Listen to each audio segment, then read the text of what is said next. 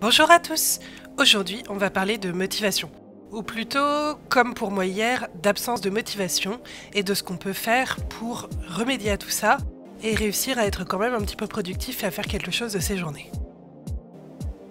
Aujourd'hui, on va pas parler de motivation professionnelle, mais plutôt personnelle, de ces projets perso sur lesquels on a envie de travailler, mais qu'en même temps on a la flemme. Je vais vous parler de ces jours, comme hier, où je préférais passer ma journée à jouer à Breath of the Wild vautré sur mon canapé, plutôt que de faire de la peinture. Oui mais voilà, la Switch, c'est pas très productif et ça me colle mal à la tête en plus. Alors dans ces cas-là, on fait quoi ?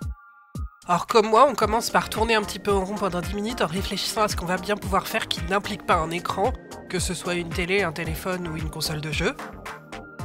Mais le problème, c'est que la moindre activité un petit peu productive paraît juste une montagne à réaliser. Non mais franchement, vous imaginez sortir le papier aquarelle, les peintures, mettre de l'eau dans un pot, éventuellement même sortir la caméra, les éclairages, etc. Non, ça va pas être possible. Du coup, qu'est-ce que je fais ? Eh ben, je commence par un truc tout simple, du genre faire un croquis sur un petit carnet sur le coin d'une table, éventuellement en filmant avec mon téléphone, ce qui explique les images un petit peu pourries du début de cette vidéo. Et petit à petit, sans vraiment s'en rendre compte, on va commencer à construire un truc un petit peu plus complexe que ce qu'on avait prévu de faire à la base. Parce que l'action entraîne l'action. Se forcer à faire une toute petite chose, du genre un croquis sur un coin de table, c'est plutôt facile. C'est beaucoup plus facile de se forcer à ça que de se forcer à faire un plus gros projet, qui impliquerait de sortir un appareil photo, des éclairages, etc. Et donc du coup, quelque part, je feinte un peu mon cerveau en commençant par un tout petit truc, parce que je sais qu'une fois que j'ai commencé, j'ai envie de faire les choses et de les faire de mieux en mieux. Donc forcément, je vais petit à petit sortir un peu plus de matériel, etc., pour avoir un résultat qui correspond aux efforts fournis. Bien sûr, là c'était facile parce que je n'avais pas vraiment d'objectif dans tout ça, et le fait de finalement me retrouver à faire une vidéo est plutôt une bonne surprise. Mais finalement, il est tout à fait possible de faire ça pour des projets de plus grosse ampleur. Comment faire ? C'est pas très compliqué. Je suis assez fan généralement des to-do list, c'est d'ailleurs pour ça que le principe du bullet journal me plaît autant. Alors, un jour, je vous parlerai un petit peu des évolutions de mon bullet journal qui n'en est plus vraiment un, mais qui en est encore un petit peu un. Mais revenons à nos moutons, enfin à notre motivation. Lorsqu'on veut réaliser un plus gros projet, et que du coup il est difficile de le commencer avec un petit croquis à l'arrache, la meilleure façon selon moi de se motiver à le commencer réellement, c'est de découper ce gros projet en plein de petites tâches.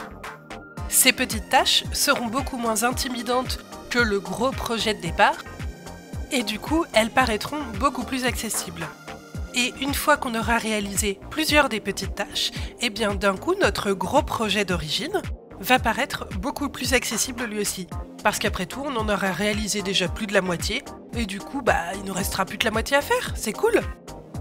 Et d'ailleurs, lorsqu'à la base, j'ai commencé à utiliser ces méthodes-là pour me motiver à réaliser des projets personnels, finalement, cette méthode, elle fonctionne aussi hyper bien lorsqu'il s'agit de travailler sur des gros projets professionnels.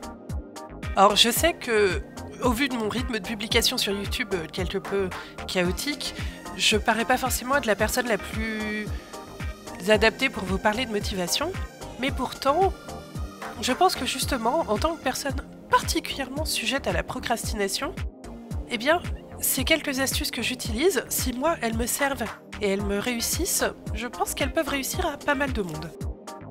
Je suis toujours hyper admirative de ces gens qui réussissent à considérer leurs projets perso avec le même sérieux et la même régularité que leurs projets pro. Clairement, je suis pas du tout quelqu'un comme ça, mais alors pas du tout.